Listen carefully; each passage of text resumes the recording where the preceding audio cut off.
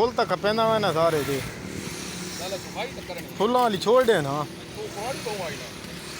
वो डिंगी पड़ेगी थी वजह हुन बनसान है ये तलमी कब गिनना आगे नाल बनसान है सुन था के नाल बात सीधी वैसी इस नु न कपे पे ना ये ना कपे हां मखन इस नु ये ये ना हां इस नु कप ये तलाम में गले कपड़े पूरी जगह दे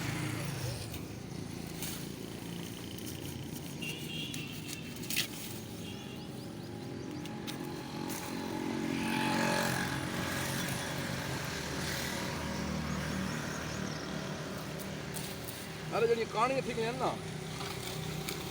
एक कोई को फट लगी रहता वो लाजमी कपड़ी ये हुन ला सट्टां लग सन नादरे दुआया ना बहुत तो ये फुल लगा वे सी जड़ ये नवी शाखा न कापना रगड़ सट्टे शुद्ध नहीं जूस कट ये उनकी हो गई हजाम हो हां जेड़े ने थोड़े जे धागे नाल बनसा चा बाकी चले करने सफाई